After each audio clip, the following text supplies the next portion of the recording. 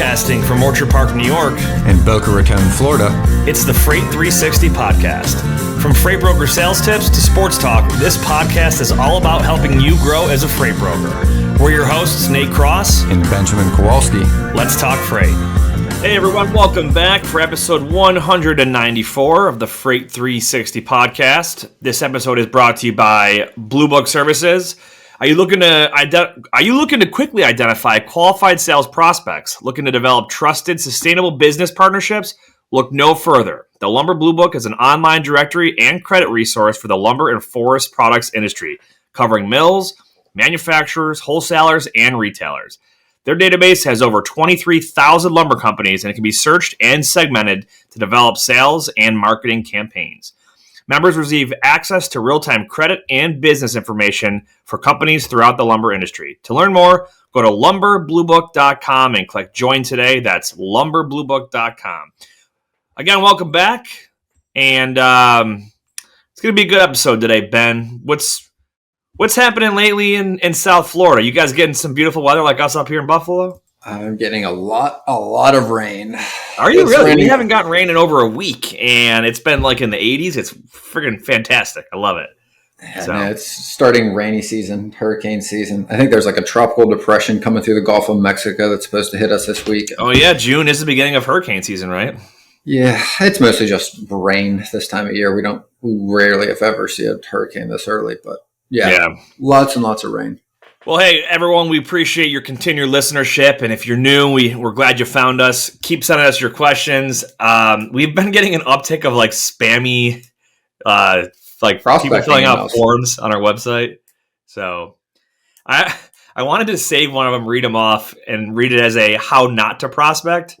Like people basically they'll fill out a form on our website as if we're a shipper and they're prospecting us as a broker. And like the one that came in, I think it was today or yesterday, the guy, like, it had to be like, it was a mistake because he had like two different scripts pasted back to back, and he just went on and on and on about everything his company could do. Yep. And we've had some funny ones. They come in and I reply to them and tell them like, hey, basically in a nice way, like your pitch was pretty bad. Why don't you take a look at our website in more detail and learn how to improve a little bit in your sales. But like while you're doing some research on our organization, you might learn a few more effective tips that you can utilize in your further prospecting. Yeah. Hey, if you guys are not subscribed to our newsletter, go to the website, freight360.net, sign up for it. We've tried to overhaul it a little bit to make it a little bit better. We're starting to include some industry news and whatnot that we don't get a chance to talk about on the show all the time. So just a recap of this past week, it goes out every Tuesday, by the way, at various times each week. But so it looks like April truckload freight volumes declined. I think that's year over year.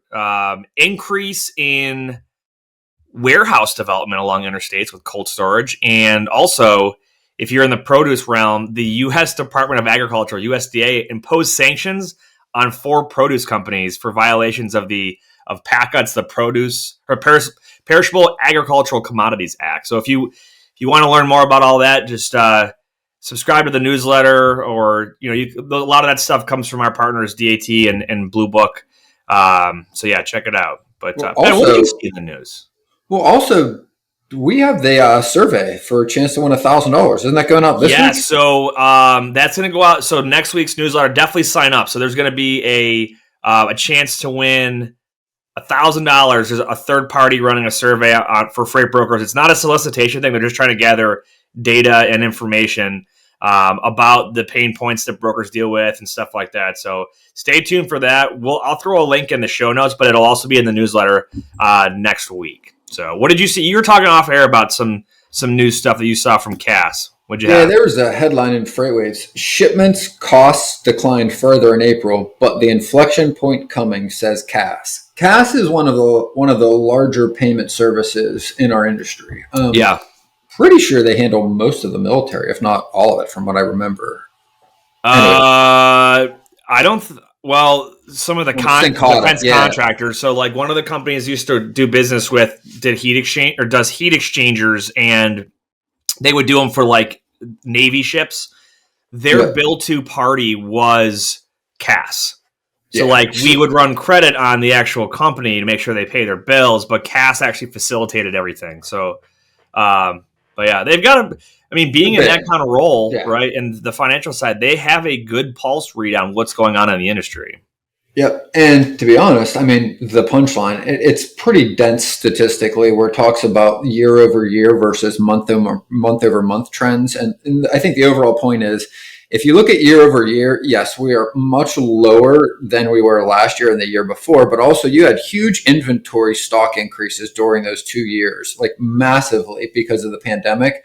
So they said, if you kind of look at the month over month as opposed to the year over year, they're starting to see the market kind of tighten up, and we're starting to either we're at or coming past the inflection point, meaning we're at the bottom rate wise. We should start bouncing up now for a few reasons. One, not necessarily that the economy's picked up much more in the volume of freight in the market, but more of the carriers going out of business. They said the states with the largest increases were Georgia, Florida, and Texas during the pandemic. So the largest growth in carriers, truckload carriers, were in Georgia, Florida, and Texas. Those three states have seen the biggest declines recently. The South leading the way with 5% declines in carriers.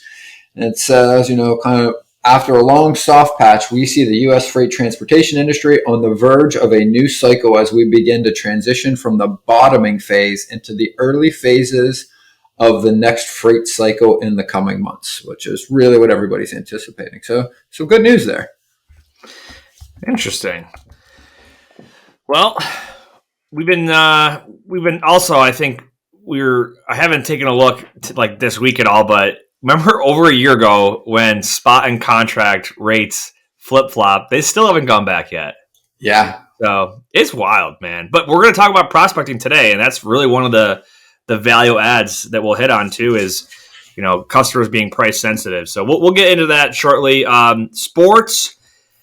DeAndre Hopkins is officially a free agent. Does not look like he's going to go anywhere in particular just yet. Again, we record this a couple days before it releases, so I could have spoken too soon. But I don't really have much else in the sports realm right now. I do not either. Yeah. So, all right, well, cool. Let's give a shout out to our friends over at DAT, and we will hop into it.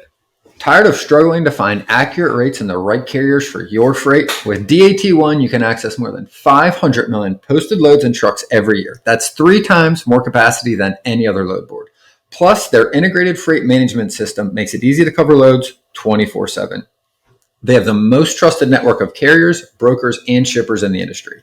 You'll get real-time rates on every lane so you know exactly how much a shipment will cost before you commit to it. Plus, you'll get instant access to top bids from qualified carriers around the country. Check out the show notes for a free month of DAT1. Absolutely.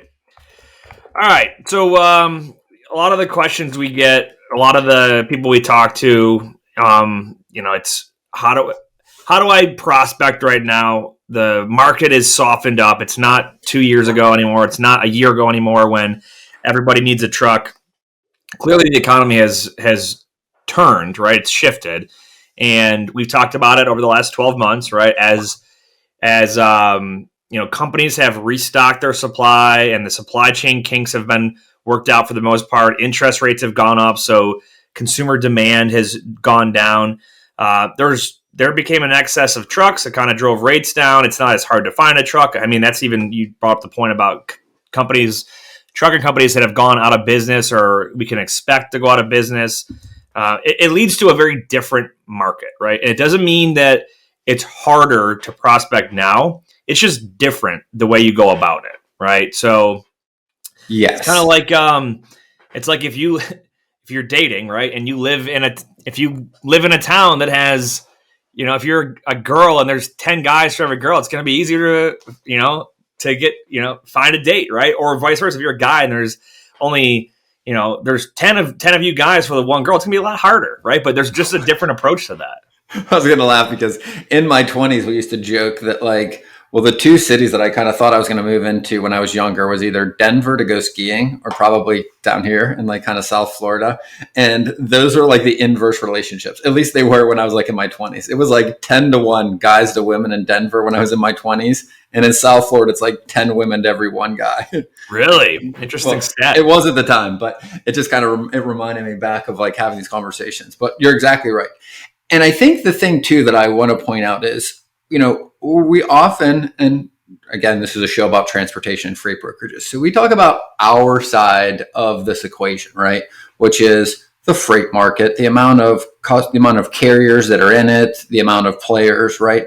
But we also want to understand the context that our shippers are in, right?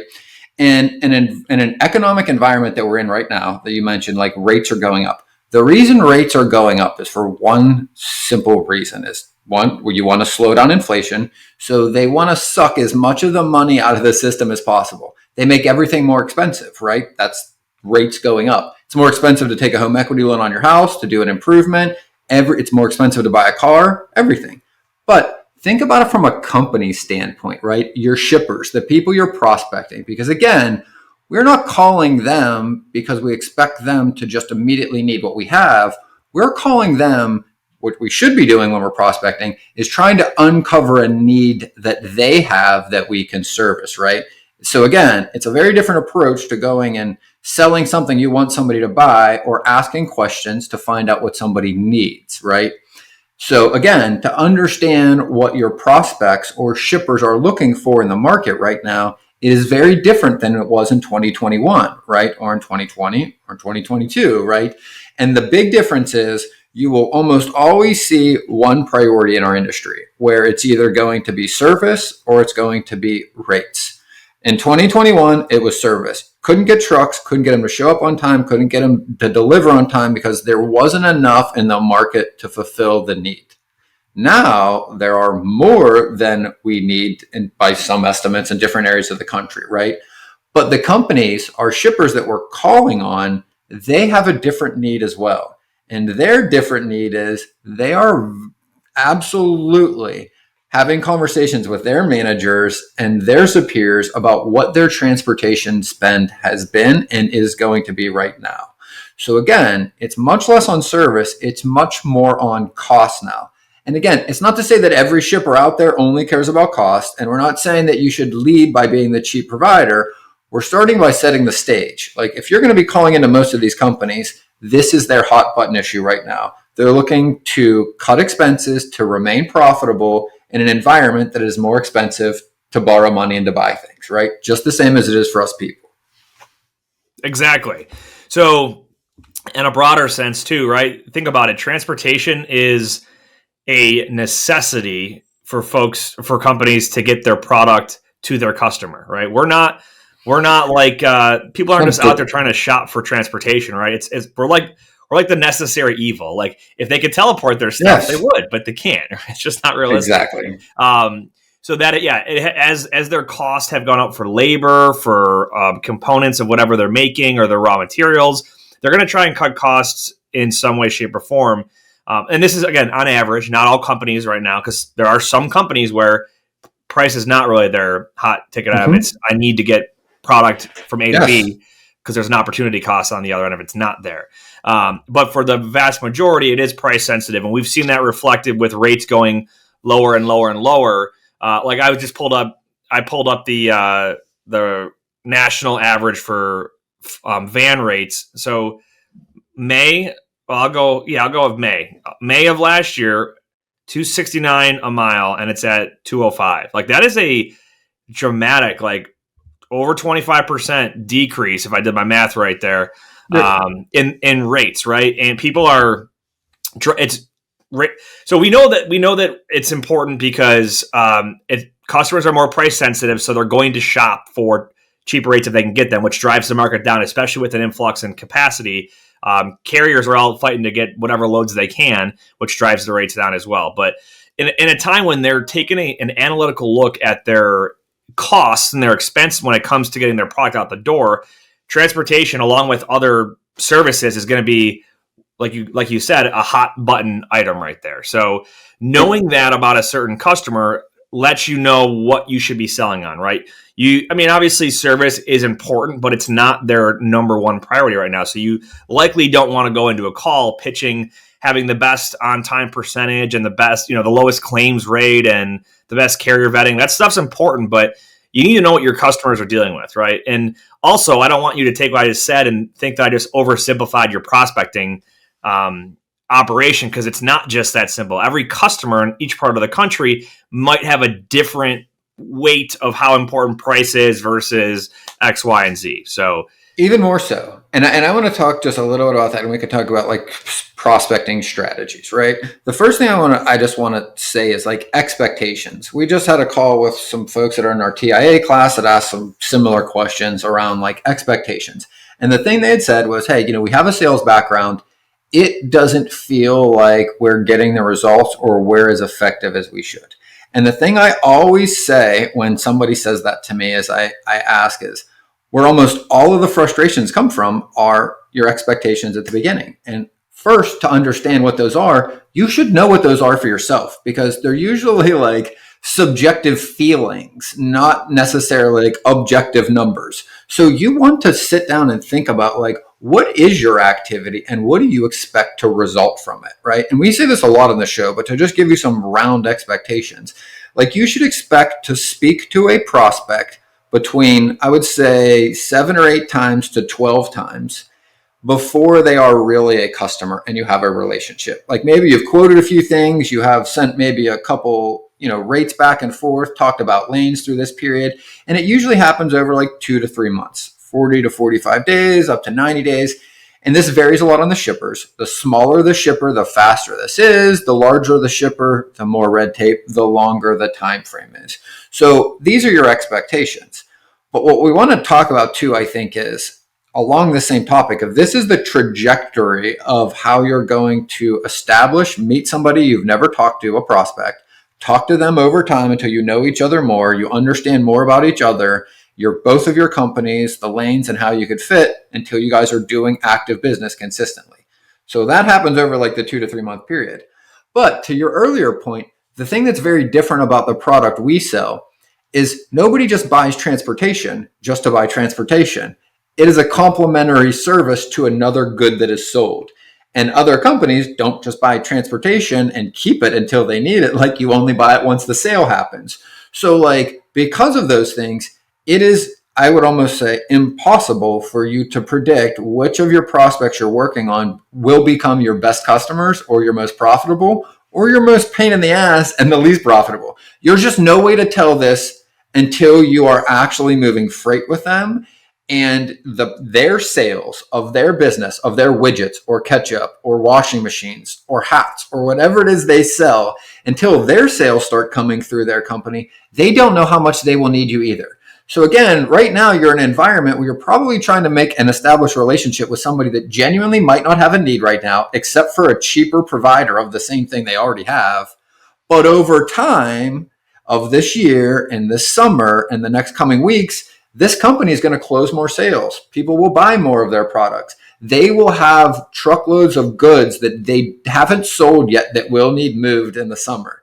That's the business you're prospecting for. It's probably not even there yet, right? And that's the thing you've got to understand when you're doing this, because most people try to just get whatever they have right now. What are you moving? What loads do you have? Can you send them to me right now? Can you send me a load for Monday? What do you have for this week, right? But the reality is like they don't know you, and you're like asking somebody on a first date if they want to get married and have kids, and they're like, dude, I just talked, like I don't even know who you are. I mean, what do you mean? And I don't even need you. Like I have plenty of providers, right? Yeah, and I've used the phrase song and dance when it comes to prospecting before, because it's really it's sort of what it's like. Yes. We talk about 8 to 12 times having a conversation with somebody before you've talked enough, you've built enough trust and rapport that they're willing to give some business to you.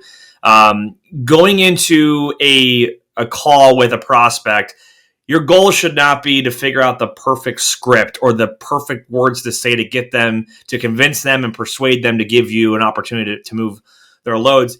It's to learn about them and try to figure out, how do I get their guard down so I can find out what their pain points are, what are their priorities, what's the most important thing to them right now.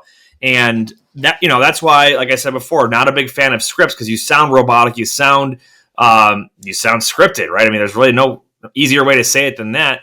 But have just a genuine conversation that shows that you care about the long-term, long-term future with them, and a becoming a true extension of their supply chain, and not just a transactional, hey, I'm going to move a load for you today, right? Having those conversations and keeping them very relaxed, but also like to the point, right? You're not going to call and BS for 20 minutes and then you've wasted their time and you realize you're on the phone with the wrong person or they're not a good fit, right? But I think that having these conversations and looking forward to what do they project later this year, right? If it was my guess 6 months ago, I would have thought the market would have started to turn by now, and it hasn't. But I'm also not an economist for a reason. So having these conversations and getting inside of their mind and trying to figure out what is it that their leadership is focused on right now? What are they projecting, Q3, Q4, and even into next year as far as their sale and their sales and their need for transportation providers. So like to give you an idea of some pain points that folks probably have dealt with in the past that they're going to think about now, is when just getting a truck was the important thing. They did spend a lot of money, right? They did have some unprofessional brokers that they did business with. They had some unreliable carriers on their loads, whether they were direct set up with the shipper or through a third-party broker, which can then taint the idea of the broker, right? All you guys did was get me crappy trucks in here that showed up later, canceled on me last minute. You sent trucks in that didn't have the right insurance. Stuff like that.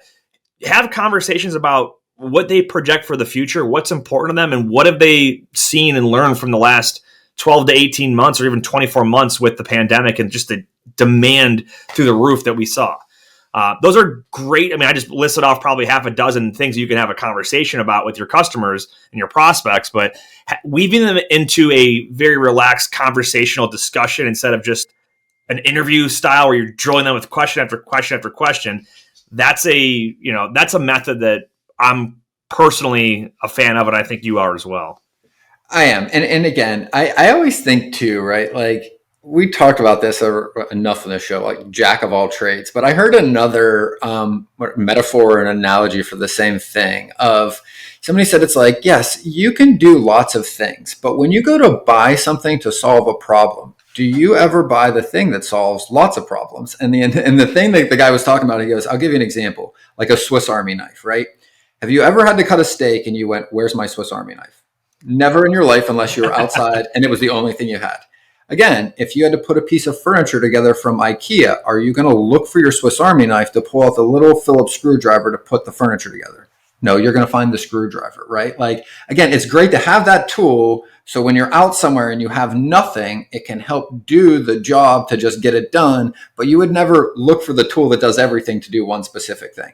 And again, that's also the way our mind kind of works and the way we make decisions. So again, somebody that offers you the ability to do everything, you kind of like, well, I would rather just want the specialist that's really good at what I need, right? We look at when we hire attorneys, doctors, mechanics, like we tend to find the person that's really good at the need we have right now, not the ability to solve any need we have.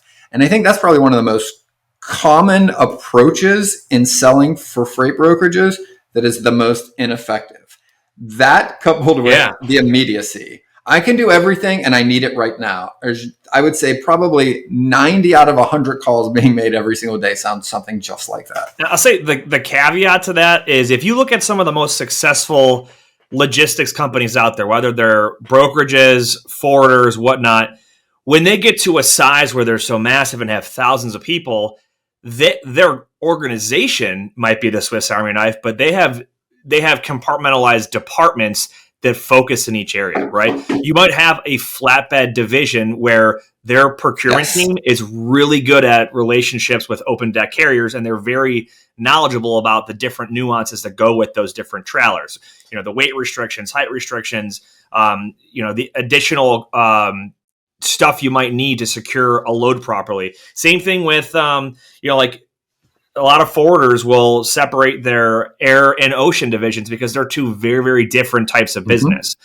You might have a separate LTL division in a freight brokerage. You might have a different final mile or expedited type of division where their focus is on having really strong relationships with carriers in that sector of the market, but also being extremely knowledgeable with how that product typically moves on those equipment types and the different issues that pop up and how to handle them. So if you're selling as a solo broker, you're not that multi-billion-dollar company. You have to remember that. Well, and even if you are, right, the other point I want to make is the glue that holds all of our industry together, all of the values of all of the brokerages all over the world, right, are all in one simple thing. It's in the relationships between the company and the shipper, and it's not the company and the shipper, it's the people that work for the shipper and the relationship they have with the broker they work with. There is very little loyalty with the shipper's personnel with the name on the company that the broker works for, right? And again, all you need to do is look at the agency model to see this in action, right? Like exactly. When the people leave, the relationships go with the people because, and again, we interviewed, my mind just blanked, the shipper. I can picture his face, but I can't remember. Oh, yes. And I can't say his company because we didn't want it released on air either, so I don't want to reference it. But we interviewed a shipper, and we asked him this, like, they view brokers as an extension of their supply chain. They look at us like we're like kind of like 1099 employees of their company that they use when they need to use us, right? And they pay us based on the commission as opposed to a salary. But it's because we have that rapport in those relationships, but it's also because we as a person understand their operations as well as they do, and sometimes better to a degree.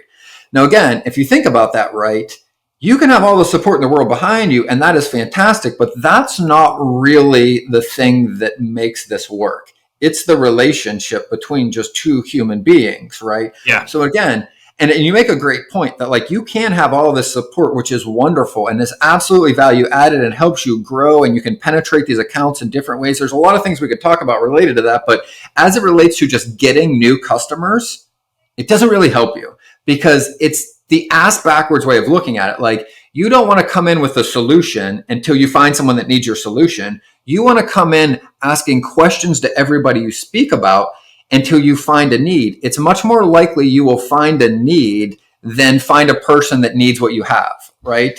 So again, It's like that saying, I think they use it in the military, like these guys are like hammers, and to a hammer, everything looks like a nail. Well, I would rather be whatever tool they need and get whatever tool they need based on whatever need they actually have. I'll find the tool. I'll find the solution. I need to know what you actually need as a human being and what you're struggling with as a company. So to your point, it was episode 166. Paul Estrada is his name. Great episode. I recommend you check it out if you haven't yet. He is legitimately one of the folks that freight brokers prospect and carriers prospect. He controls the tendering of freight for a very large company. So, and a good point, and we talk about it in that discussion with Paul, is that there's kind of two things you have to figure out when you're prospecting: is what's important to that company, and also what's important to the person, right? And because like you brought up the whole relationship thing, and Paul, I don't remember I don't have the transcript in front of me, but one of the things that stuck out to me with Paul is that whether or not somebody had a solution for him that he could use, if they approached him the wrong way, like they spelled his name wrong or they did something that he didn't like, he wouldn't even read their email or finish reading their email, right? Because we're all humans, right? So if you're going to prospect let's say you're prospecting a company that's supplying an aerospace defense contractor, right? And they need engine parts in there, and it's expedited, right? The company's priority is probably not necessarily price, but it's probably, I need to be able to have good service to get our stuff in there on time and not have delays or damages, right? That's a priority. But the person that's going to decide to give you the business also is going to have additional things that's important to them, like how you talk to them on the phone. Are you polite? Do they jive with you? Do you bring up some strange political views that are contrary to what their beliefs are, right? There's certain things you just don't talk about on a sales call until maybe you know what that person's stance is on it, right? Yes. I remember I had people that I talked with before the 2000 presidential election, and they were like very polarized on one side or the other. And I'm like, you're lucky that I don't like get offended by any of this stuff, because like I could have easily just been like, Yeah, I don't want to have any more conversation with you. Well, and here's a great example. I had a buddy that was in financial sales, and this is around that same time frame. He had a card for the RNC and the DNC because whatever conversation was he in, he was literally a card carrying member of either party, and he could pull it out and he could have a conversation about whatever that person needed to have a conversation about. Again, the need doesn't necessarily mean a truck or a rate or on time. It could be a need for the human being to talk about something they're frustrated with. And if you can empathize and sympathize and have a good back and forth with them, they are going to like you, right? Just like every other human being you've ever met in your entire life, from preschool all the way to adulthood. Yep. Like, and I use this example a bunch, but like Monday mornings, if you're a football fan, chances are, and like you're a big diehard football fan, chances are you want to talk about the game a little bit, right? So if your prospect is a big whatever team, they're a fan of that team, you could start off a conversation, even if it's just for a minute, like talk about, what their thoughts were on the game over the weekend and all that stuff. And hey, even if you don't follow whatever that thing is specifically, people like to talk about their interests, right? So like I had a guy I talked to, I had to be almost 10 years ago, that he was in the business of like kayaks. He was from Oceanside, California. And I didn't know like the first thing about kayaks and these little sailboats that this company made. But the guy loved talking about them. So I would just pick his brain because it was an interest of his, and that's the kind of freight that he shipped. But I learned a lot. I didn't have to know anything about it, but I could ask him questions and just like be interested. Did he ship kayaks or it was his hobby? Well, it's funny. It was Hobie Cat. One of the last one call closes I had was they shipped automotive parts, but the woman who tendered the loads, she kayaked as a hobby. And it just happened to be that like one of my cousins had gone on a kayaking trip like a month or two before. And on a Monday, to your point, I was like, oh, just out of curiosity, how was your weekend? She's like, oh, I went on a kayaking trip with my son. It was one of the first or whatever it was that she said. I don't even remember. And I was able to, again, relate to it. Doesn't mean I have to kayak. It doesn't mean I enjoy doing it. But I was able to relate with, oh, yeah, one of my cousins actually was just telling me about it. He said he had a great time. How was yours? Encourage them to share what, again, to your point, they wanted to talk about. That's how you build rapport. And to be honest, she talked for probably 12 minutes about her trip, at the end of which she felt very comfortable with me and was like, hey, I actually have a few things I'm working on right now. Can you give a couple rates? I think we can use you guys. And literally one phone call, got a load, got a customer. And again, this is the things that I think people don't think enough of, is that like they think it's about talking about logistics and service and loads and commodities. But the reality is it's way more about talking about football on a Monday to get a customer than it is talking about the things that relate to our industry, because they're human beings, right? Think about who you like to talk to at work. Our job is to be their coworker. That's what a freight broker is. We're coworkers. We work in different locations, but we work on the same things, like literally the same things. They had a load they might have tried to cover. That truck might have fell on them twice. They called you because they don't have anybody else. You're literally working on the same jobs together. We want to work with people we know, like, and trust, right? Yeah. We don't want to work with somebody just because they give us a good rate. Yeah. So what's funny is the phrase interpersonal tact, right? It's a phrase that I learned in the Army probably 15 years ago. It's one of the grading criteria for officer candidates, right? They grade you obviously on like your physical fitness and your tactics and stuff like this, but there's also a rating on how you communicate with people, and it's called interpersonal tact. And I've always thought about that because we could tell you all day long the questions to ask, but the way in which you communicate with your prospects is going to be a big determining factor in whether or not they're going to want to do business with you, right? And if maybe you're that person that you're kind of an introvert and you want to learn, like, how do I become a better communicator? How can I build rapport better? There's little things you can do in your daily life, like talk to your server, talk to your cashier at the grocery store or a department store, talk to your barista that made your coffee, right? Just talk to people out in the world and just get more comfortable talking to strangers. It's the same thing as everything else you've ever gotten good at in your entire life. You have to do more of that thing. You can't just watch other people do it and expect to improve on the skill, even though you're learning, because there are two different ways that your brain works, right? Like, you could never teach a 5-year-old how to ride a bike by having them sit in front of YouTube all day and then go, have fun. I'm going to go inside and expect them to ride a bike. Like, they have to get on it and do it until they get better at it. That's exactly what happens in sales. Like, you have to make the calls, not necessarily because it's part of your job or because that's how you get business, but that's how you get more effective at, like you're saying, connecting with other human beings, sympathizing, empathizing, feeling their feelings, being able to understand what their needs are in their job and in their organization and their pressures. My first sales job was at Best Buy, and I sold home theater, computers, all of it, right? And because there's different kinds of sales, right? There's in person, like, that's your retail style. Then there's on the phone. But I'll never forget, like, a week into training, they basically shadowed one of the sales guys there, and he's like, all right, go up to these people and talk to them. And I was like, what do I say? He's like, you're right, just go do it. And I remember how nervous I was to go try to talk to somebody that first time on my own and, like, talk to them about different options and sales that were going on and warranties and all that stuff. But I'll tell you what, as soon as that first one was done, everyone after it was so much easier. And the same concept applies to selling on the phone in logistics and for freight brokering.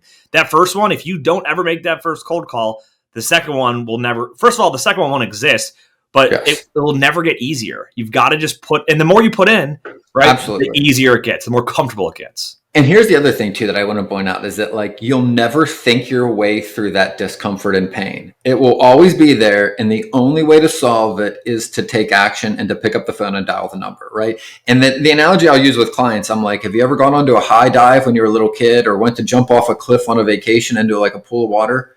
Standing at that edge, you can think for days and it will not get easier. It'll actually get harder.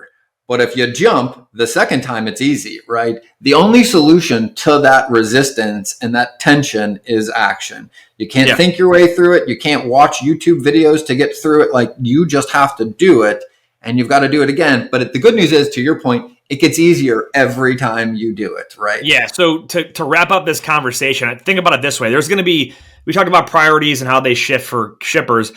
The things that you're going to want to focus on developmentally as a broker are going to change over time. When you're brand new, which a lot of our listeners are, the thing you need to focus on is just being able to make the calls, not necessarily being effective at them, but just having the confidence to do it. And then once you can do that and you start to get more comfortable talking, then you know the things that people are saying to you, how to connect with people that work in those kind of positions in a traffic department. And then you can start to focus on developing your ability to overcome objections, right?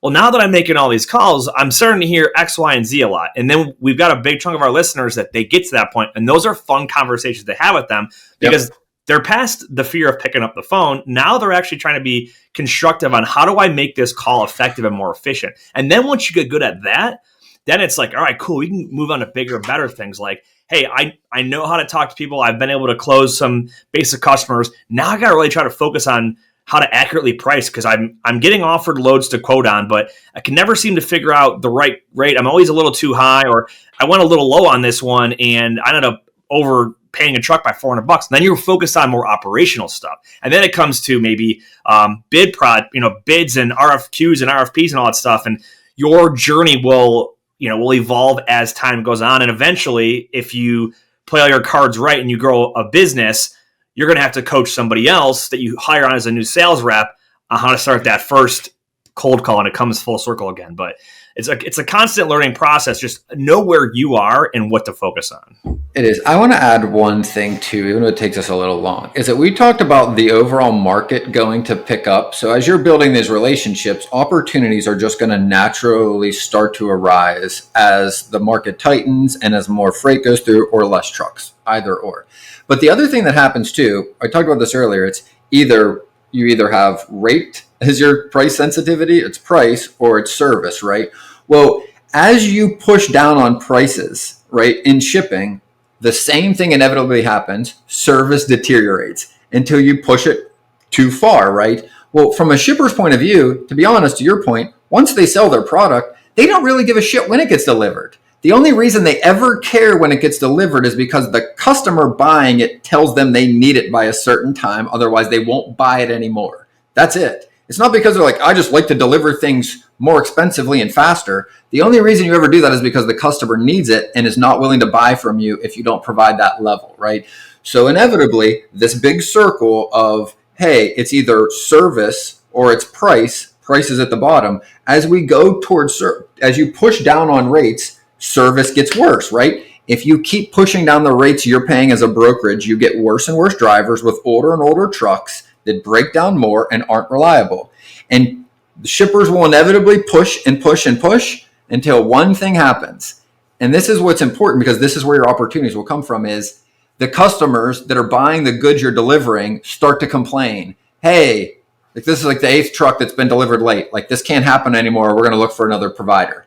And then that shipper who has been saying all they care about is rate for the past 8 months or a year, now the sales guy comes over or their boss and goes, hey, all these loads going to Target or Publix or whatever, they now have to be on time. I know we were looking for cost over service to save some money, but they're going to pool our deals and we won't have them as a customer unless all of these loads get delivered on time. Now, all of a sudden, not all of their loads at once, but those lanes to those customers, now service becomes more important than rate. Not like open checkbook, but now it starts to move up. And that is exactly what swings us back into the other side of the circle, is they will push down until they can't push anymore, until service deteriorates so far that the customers start going, all right, this is unacceptable. We're either going to handle it, we're going to buy somewhere else, but we can't work with you anymore. Now, all of a sudden, your load planner will start talking about lanes that you haven't seen all year. Oh, that's weird. Where did that lane come from? Oh, they were paying, they wanted to pay $2 a mile. Now they're willing to go like $2.30. What's going on? This is what's going on. Service is becoming a preference over rate on those lanes. So again, it doesn't happen necessarily for a whole shipper in every lane they run, but it definitely happens on like a per delivery basis sometimes, based on them just not accepting the service levels they were getting for the price they were paying. Yep. No, that's exactly right. So we'll see how and when the market tends to flip. I think it'll happen different for different industries. I'm really hoping this fall. I think that's kind of what Dean's prediction was sometime in Q2, which we're wrapping up in just about a month here, we would probably see the bottom and then see things start to turn back upward. But who knows? It all depends on a lot of stuff in the at the national level with our economy as well. So. But good discussion on it. All right. So are you looking to take your freight brokerage or agency to the next level? Look no further than Lean Solutions Group. They are industry leaders in nearshore staffing for logistics companies with offices located in South America, Mexico, and the Philippines. They offer a wide range of exciting positions, including freight broker, back office operations, accounting, tech and web development, business development, marketing, customer service, and more. Don't miss out on the opportunity to work with the best in the business. Visit their website at www.leangroup.com to learn more about the exciting solutions that they have to offer your freight brokerage or agency. All right, we've got 3 listener questions today. We had a lot that came in this past week, but I got 3 of them that I think are good. The first one here, someone asked, do I need to work for a broker for a certain amount of time before I can get my own authority? The answer is no. You can go out and get your own authority today. You're going to file an application through the FMCSA, pay $300, and go through a couple of other steps, and you'll be able to get licensed. What I will say is it's definitely advantageous to get some sort of experience or exposure to this industry before you just hop right into it, right? We've had people that have gone through our training and have been successful on their own, but they're also consuming a lot of content from us through blogs, YouTube videos, the podcast. They listen to other people out there that educate on on the freight brokering world in our space. People oftentimes they worked as an employee for a company, or they shadowed somebody for a bit and learned it that way before they went off and did it on their own. You don't know what you don't know is something that we say often. So hopping into it just blindly is possible and legal, but it's not really going to give you the boost or advantage that you need. That's my take. What do you think? Yeah, I would just say it's ill-advised. I mean, again, everybody's a little bit different. And I think in today's world, you can pretty much learn anything self-paced, which is great. But I do think there's something to be said about actually working for somebody and kind of just understanding an industry from someone else's point of view as well. I think it just helps do things faster. Absolutely. All right, next question. What is the best way to find and train new brokers or agents for a local office, not remotely? So obviously we are big fans of Lean Solutions Group as far as remote, offshore, nearshore staffing. But as far as this is essentially like a recruiting or HR style thing. How can I find people to hire or contract as an agent for a local office? I mean, probably the most common way people do it is posting a job on a job board, right? So if it's like a Zip Recruiter or an Indeed, does Monster Jobs still exist? Is that a thing? I remember I that don't being a know. thing back in the Yeah, day. it used to. But you have to find a way to be in the space that those people as candidates are, right? Well, And I'd if say that that, means traditional networking, right? Maybe you want to find someone who you maybe use LinkedIn and try to find someone that works at a competitor and strike up a conversation and try to recruit them to come over to your company if they're able to, and or just find resumes that are out there and job fairs. I mean, I don't know what this person's budget is, but there's a yeah. lot of traditional old school ways of doing it. What I would not do is hire your cousin because they're looking for a job, right? And that's the only reason. If your cousin has an interest in freight brokerage and is a hard worker and not afraid to pick up the phone, then by all means, they're an eligible candidate. But I've seen too many people that their first hire was a friend or a family member, and it became very, very toxic because most chances, or the chances are, your first hire is not going to last forever. The first hire and the first fire are typically the hardest to make because you, just like in freight brokering, you don't Don't know know what you what you don't don't know. know, right? And if you're feeling in a pinch or in a bind just to get someone to hire and help you out, you hire the first available person. It happens to be a friend or a family member or an unqualified candidate.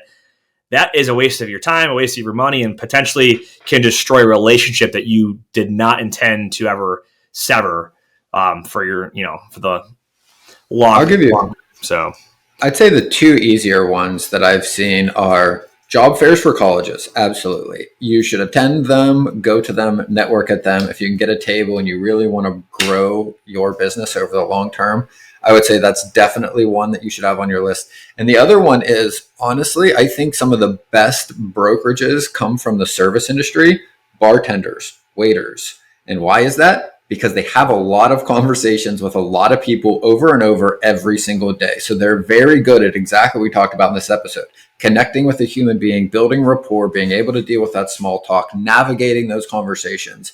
Those tend to be very good candidates as well.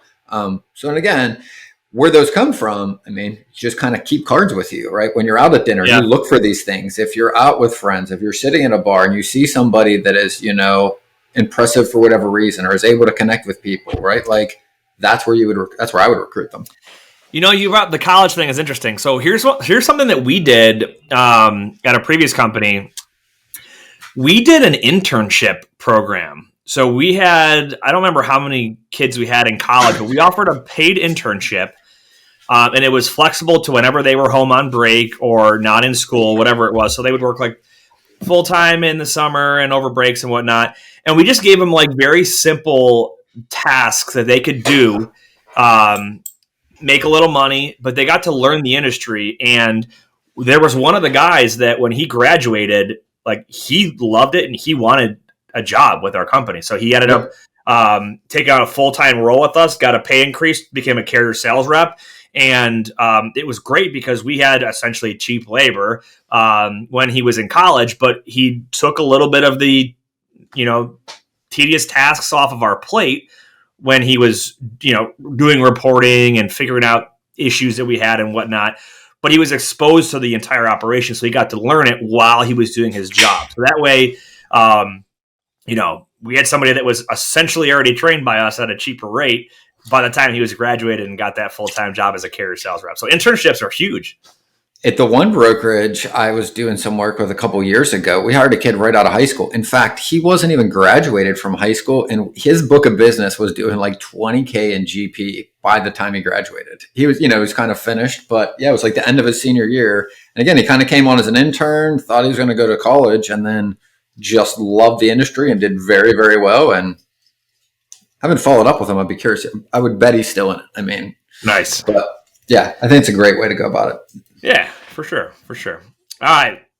Last question here. What's the easiest, efficient, best way to open up a sales pitch for produce customers? Produce Blue Book. Yeah, well, I was gonna say a couple of things here. This guy wants it he wants his cake and he wants to eat it too. It's got to be easy, it's got to be efficient, and it has to be the best way. There's no perfect way to do anything, I don't think. Well, to do this What's job. the old saying? Remember the old saying? Like you can, it can be good, it can be cheap, and it can be fast. You can pick two, but you can't have three, right? Not all, right? But produce specifically, he asked about. So I mean, we had Jeff on from Blue Book last week, right? So check out the Blue Book episodes if you're a produce person. I think we've got 3, maybe 4 of them now, and we're gonna have we'll have more later this year. But the cool thing about being a member of Blue Book is you instantly have something in common with your prospects, right? They're a member of Blue Book as a supplier of produce or a shipper of produce, and you're a member of Blue Book as a transportation provider. You can see each other's credit, their credit rating, what they ship, the times a year that their specific their commodity is available and shipping.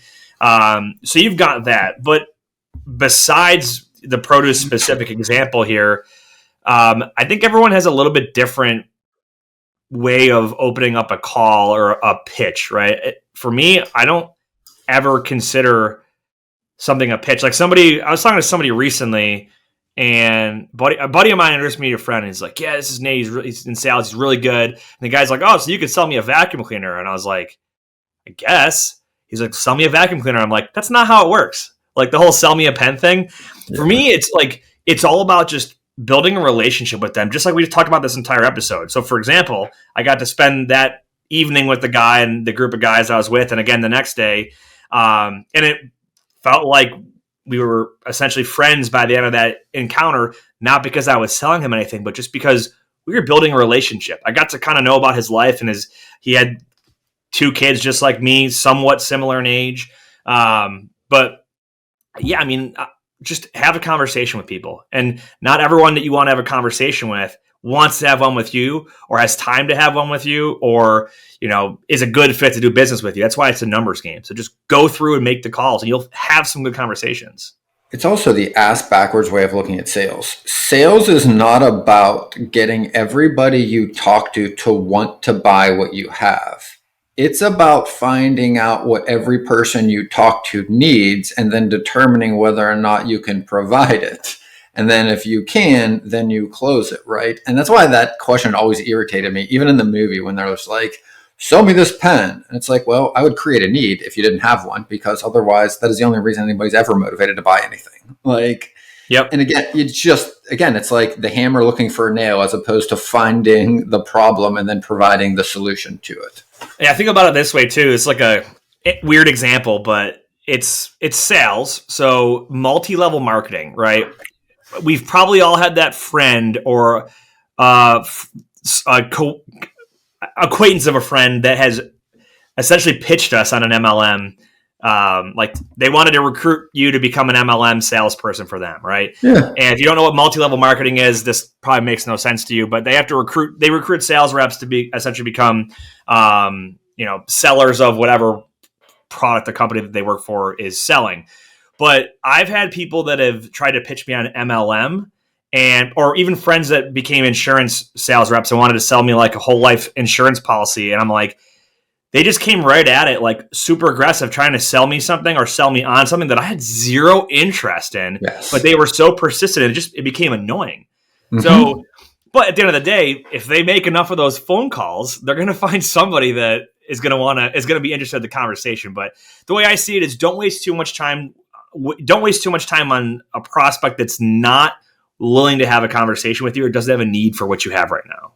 Well, even in your MLM example, right? Like it plays out that way. If you have enough conversations, they will run into somebody that has a need for a job or the income or the belief or whatever that thing provides, right? The desire to sort of Yes. sell in that kind of regard too. Yeah. And even in that way, it would make more sense for that person to start by asking questions rather than irritating every person they talk to in hopes that the person would finally need what they have, right? Again, if they started with questions, they could have found out you didn't have any desire for the MLM without irritating you. And they could have made a friend out of it. And you might have been able to refer them to somebody that might have actually needed what they were actually selling. None of which would have happened because they irritated you. Yeah, I had this is like sort of off topic, but not really. This is a what not to do sales situation. I had a lady like 2 years ago that was she was very persistent on LinkedIn, wanted to talk to me. And I just kept telling her, I was like, I don't really have an interest. I think it was MLM or something like that. I was like, I just don't really have an interest in doing that. You know, I have a good job and I have this Freight 360 thing that I do for fun as well. That's a lot of I get a lot of enjoyment out of it. I'm not looking to add anything else onto my plate. And then the one time she's like, can I just like have a 5-minute conversation with you and show you through what I'm dealing with, and maybe you can just give me some feedback since we've been talking for a while. And I was like, sure. Just kind of like I'll give you my feedback on maybe what you're doing good or bad with your sales approach. She gets me on this thing and she basically lied to me. She ran me through her whole pitch, which I was like, I told you I didn't want to do this. And then she's like, hey, I kind of promised my boss that I was going to have you on the call and I'm going to bring her in for another conversation to learn more about it. Here's some guilt. I'm like, no, I don't have the time. I told you I had this amount of time. I told you I was not interested in this.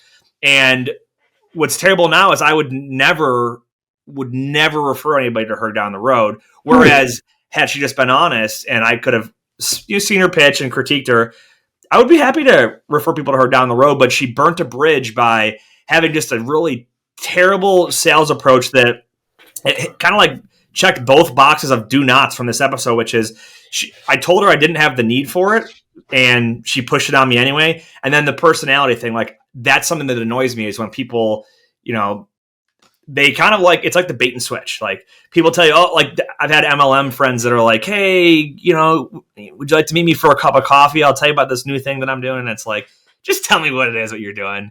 You know, I can meet you for coffee just for shits, but I don't want to talk about, you know, whatever your new vacuum cleaner selling company is or whatever. So, but yeah, that's kind of a tangent, but that's a do not.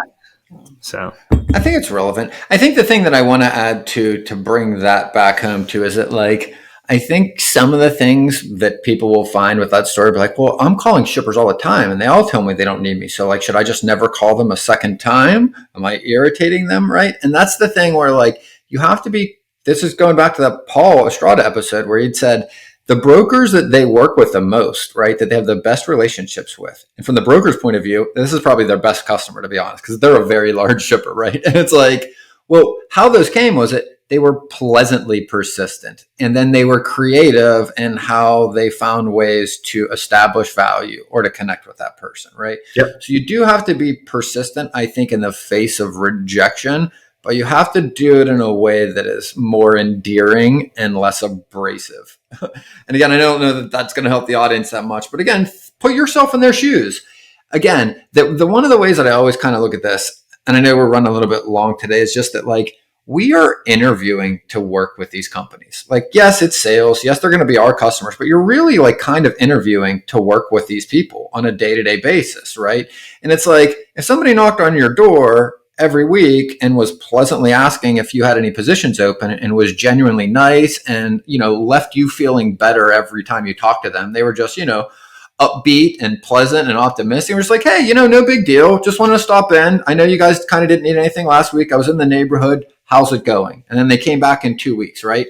Now, when you're doing those types of things over 5, 6, or 7 attempts, right? The person like, hey, you know what? This kid shows hustle. Or, you know, this gal's really showing the initiative. Let's give them a shot. That's what we're looking for, as opposed to the bang your head against the door, force somebody into a situation, bait and switch them, and then use guilt to keep them there to try to close them on a deal, right? Again, it can appear, I think, similar for newer people, but these are very different things we're talking about. Exactly. 100%. Well, that's a good, it's a good episode. We can put a lid on this one. Coming up in June, we will have lumber blue book on in a few weeks. So look forward to that one if you're in the lumber space. And thanks for listening again, guys. Ben, any final thoughts here? Whether you believe you can or believe you can't, you're right. And until next time, go Bills. That wraps up this episode of Freight 360. Check out the show notes for links to anything that we've referenced on this episode. And make sure to visit us online at freight360.net to see our entire library of episodes, videos, blogs, and more. And make sure to check us out on Facebook and subscribe to our YouTube channel for daily and weekly tips and content. And if you'd like your question answered on the show, fill out the Contact Us form on our site, and we'll see you next week.